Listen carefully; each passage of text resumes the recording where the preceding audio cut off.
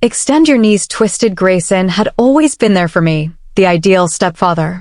He entered our lives when I was 13 years old and has been a constant presence at family dinners, birthdays, and quiet evenings at home, but now he looks at me as if I were someone else. I need to ask him something, but his voice was too calm, so I thought I misheard him. I'm Brielle, a 19-year-old returning home for summer break from college. Life in our sleepy little town had been going according to plan, with my mom working late most nights and leaving Grayson and me alone in the house. Nothing had ever really bothered us until that one hot, sticky summer evening. I threw on my favorite denim shorts and a loose tank top, no bra. Since it was just the two of us, I figured, why should I care? It was my home. I didn't give it much thought, but as soon as I stepped into the kitchen, his eyes locked with mine, and I sensed something was off. His stare wasn't casual, either, not like a stepdad greeting his stepdaughter home from college, but it lingered, tracing a path from my face to my legs. I felt my heart skip a beat as he spoke, his voice gentle, but with an edge that made my skin crawl. I tried to laugh it off, telling myself it was just a comment, but I couldn't shake the terrible knot in my stomach. Before I could finish attempting to seem casual, he moved in closer. Too near, he gently placed his hand on my shoulder, as if nothing had changed. His fingers moved down my arm, carefully stopping just above my thigh. He then said, "Spread your legs. I need to check something." For an instant, I laughed, thinking he must be kidding. However, as I met his eyes again, there was no sign of humor. His hand rose, and his fingers brushed against the inside of my thigh. I realized then that this wasn't a joke. Upon reflection, I can see that there were always warning signs. His compliments began to feel off, his hand lingered on my back for an unusually long period as we walked down the hall, and his eyes occasionally followed me when he thought I wasn't looking, but I chose to ignore them. I convinced myself that I was overthinking the situation, but as I stood in that kitchen with his hand on my skin, I could no longer deny it. My heart was pounding so loudly that it felt like the entire house could hear it. I should have spoken up or done something, but my body was paralyzed. My mind screamed at me to free myself, to flee, but I was powerless. "Good day, Grayson." I felt my voice falter and my head spin as I asked, "What are you doing?" Then, as quickly as it had begun, I heard Lan's voice, "You're home early." Grayson stepped back as if nothing had happened, his face sliding into that familiar, easy smile, the one he always wore around her, and whispered, "You've really grown up, Brielle." His fingers were pressing slightly firmly against my skin, and I could feel his gaze fixating on me. The words sent shivers down my spine, and I couldn't help but notice that he had been watching me for some time. Grayson shot me a quick glance, calm, collected, like he hadn't just crossed a line I didn't even know existed. "You coming?" he asked, his voice smooth and casual like the last 5 minutes hadn't happened. I nodded slowly, but inside my mind was racing because I knew one thing for sure: this wasn't over, and what happened next, you won't believe how fast everything spiraled out of control. The next morning, I woke up with a strange feeling buzzing under my skin for a moment as sunlight streamed through the curtains. I wondered if I had imagined the whole thing. Maybe it wasn't as intense as it felt last night. Maybe it was just a weird moment, one of those lines people cross without realizing. But when I stepped into the kitchen and saw Grayson standing there, that shaky little lifey fell apart. He was at the counter making coffee like he did every morning, but the second his eyes met mine, everything from last night came rushing back. The way his hand felt on my thigh, the way he whispered those words, the way I didn't stop him sleep while he asked, his voice calm, too calm, but it wasn't his tone that made my heart pound. It was the look in his eyes, that same steady gaze from last night, like he was still holding on to something unspoken. I felt a heat rise in my cheeks,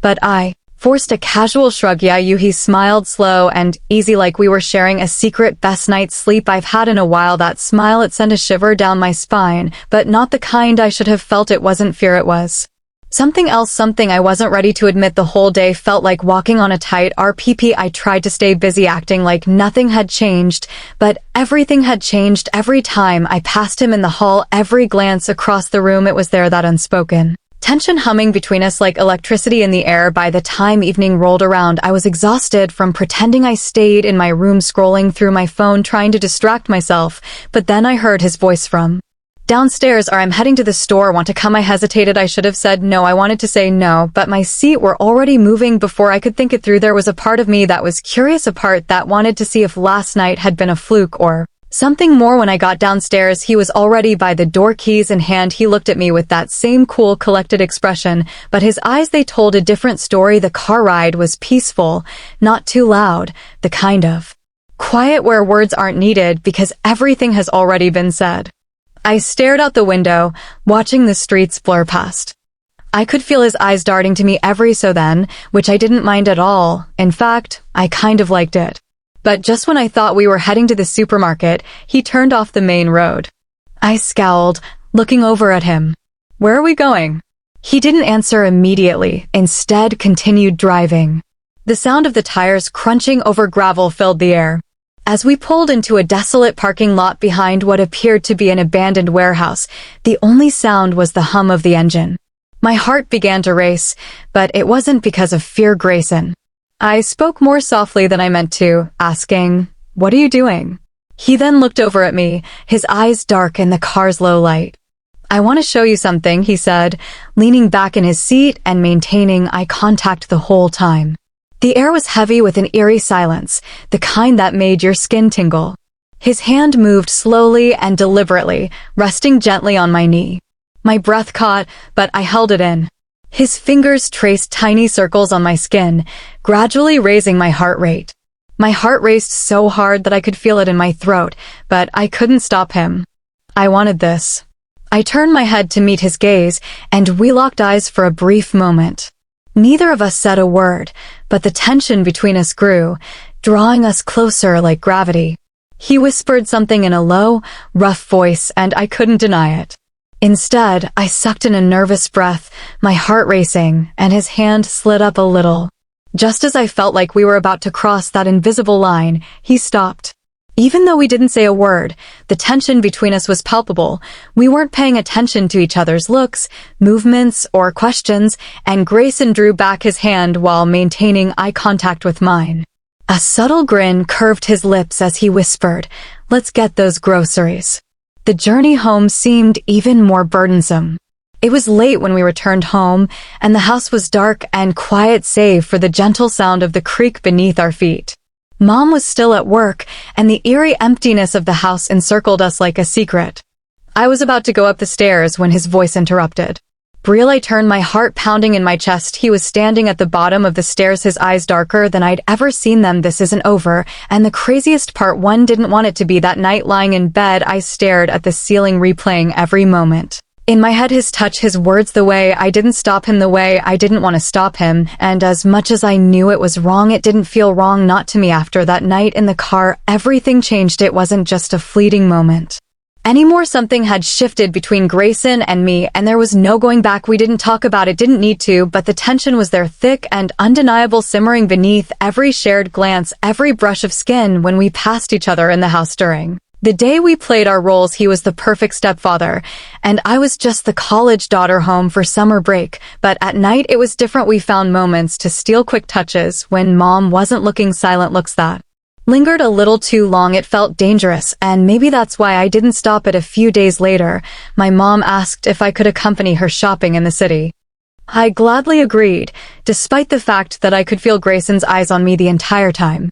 As I took hold of my purse, I felt him draw nearer, not too close, but close enough to make me feel his heat. Just as I turned to leave with Mom, he winked and my heart skipped a beat.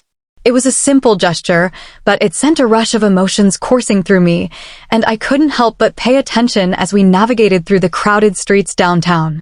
She spoke about work and a new project at the clinic, but I couldn't help but daydream about Grayson's touch, his breath tickling my ear, and the sensation of his touch on my skin. Then, my phone started buzzing in my pocket. With a stealthy glance at the green screen, I took it out. It was a message from Grayson. "I can't wait until we're in private again." I felt my heart race and my face flush with heat. I slammed the screen shut and stuffed the phone back into my pocket, but by then it was too late. At home, the house was eerily quiet. Grayson was already there, lounging on the couch as if he had been waiting for us.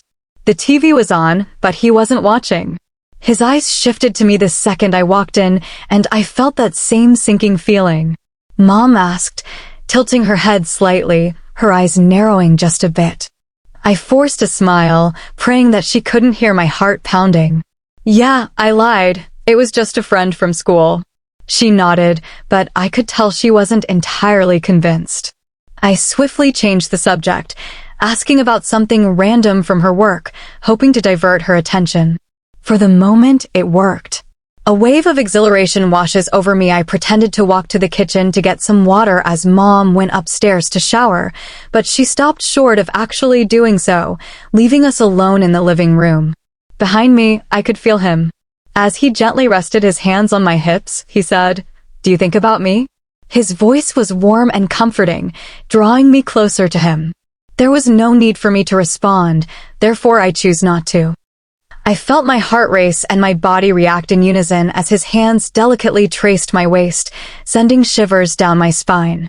I could feel Mom's presence upstairs, but the faint sound of the shower made it all the more intense. I turned just enough to meet his gaze, and his dark eyes were filled with an indescribable mix of desire and possession.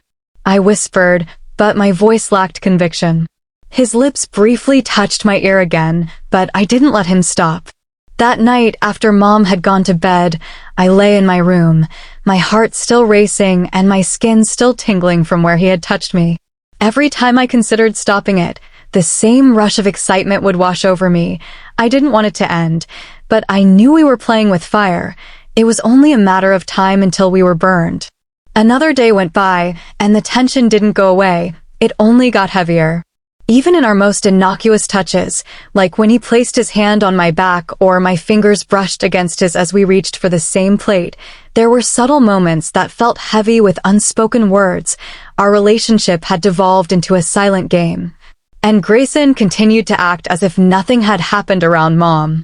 He was still her supportive partner, asking about her day and laughing at the appropriate times, but when it came to us, things were different.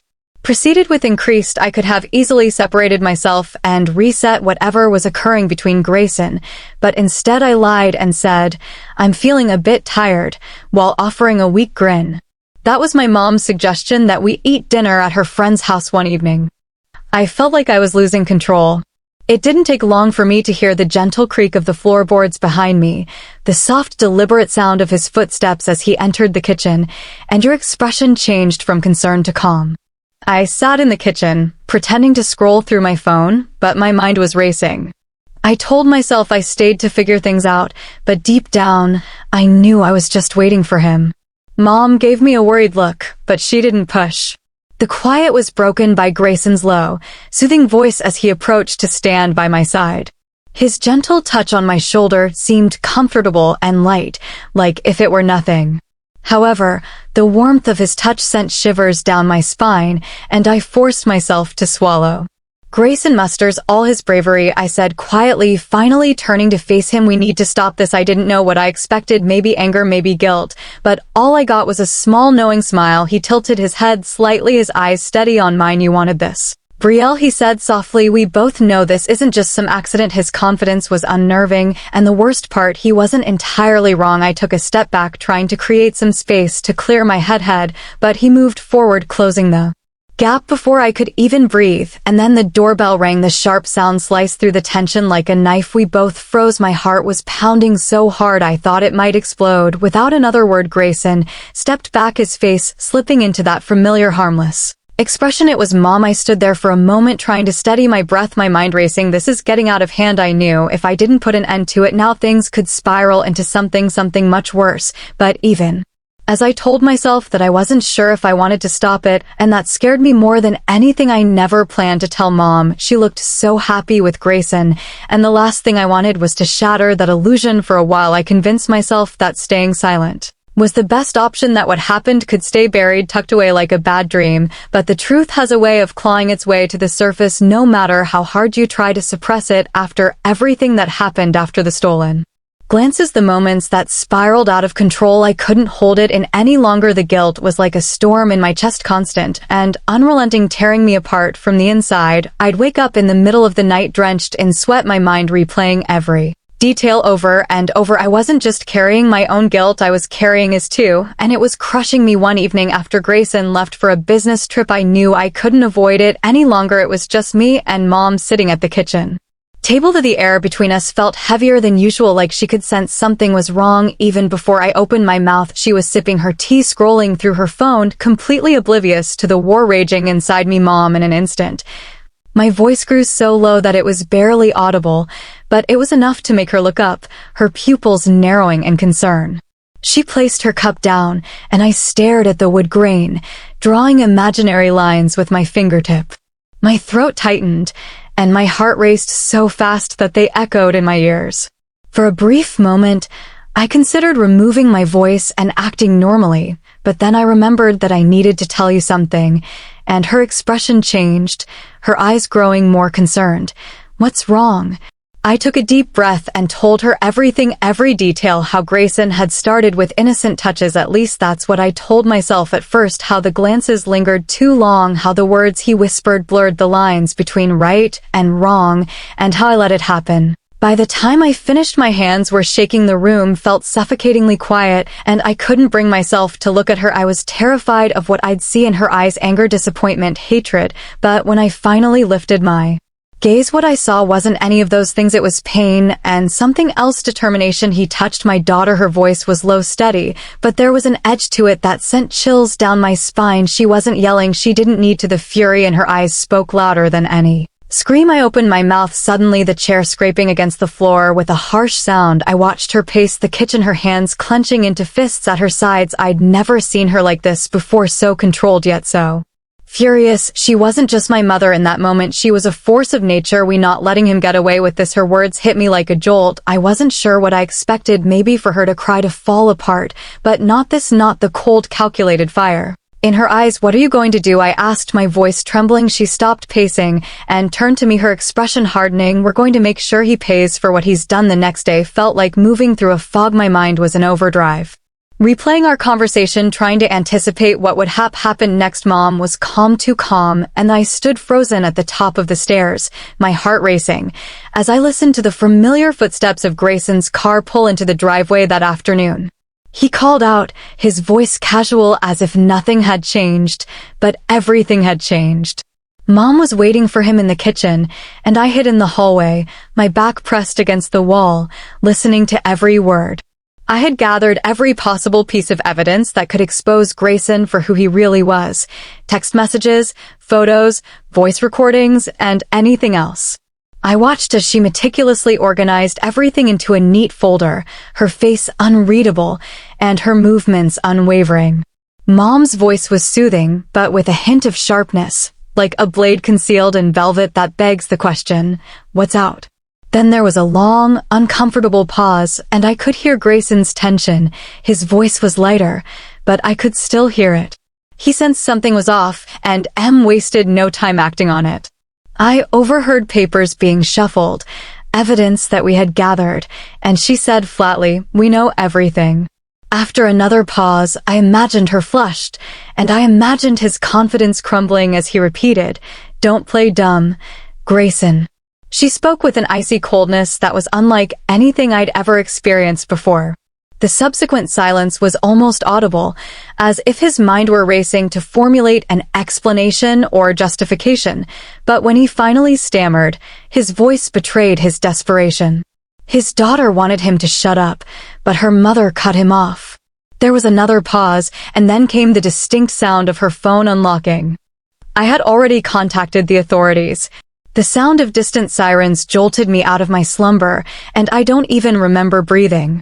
Grayson's voice became increasingly agitated and desperate, but Mom remained steadfast. He attempted to deflect the situation by saying, "You're making a mistake. This isn't what you think, she's lying." But Mom refused to flinch. Eventually, the police showed up, and everything moved quickly. From my vantage point atop the stairs, I witnessed their efforts to handcuff him and read him his rights as he yelled over them, attempting to change the narrative by claiming a misunderstanding.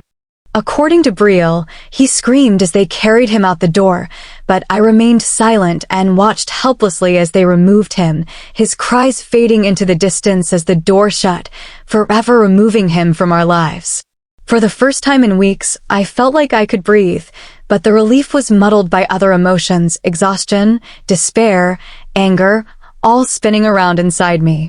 In the midst of the storm, Em looked across at me, her expression finally softening after I told her everything. She came racing across the room to embrace me, and I buried my face in her shoulder, allowing my tears to flow freely. Trust doesn't heal instantly, but as we stood there entwined in each other's arms, I realized something important. We weren't broken. We had survived. What followed was a whirlwind of police reports, therapy sessions, and tough conversations. But now it's over, she whispered with a trembling but strong voice. We're safe. The burden on my chest gradually lifted as we endured the challenges side by side. One evening, while engrossed in a meaningless television program, we sat on the couch and watched the weight melt away. Mom gently gripped my hand and whispered, "We will get through this, Belle." I nodded, a small grin playing on my lips, and I knew that no matter what life threw at us, we would face it together.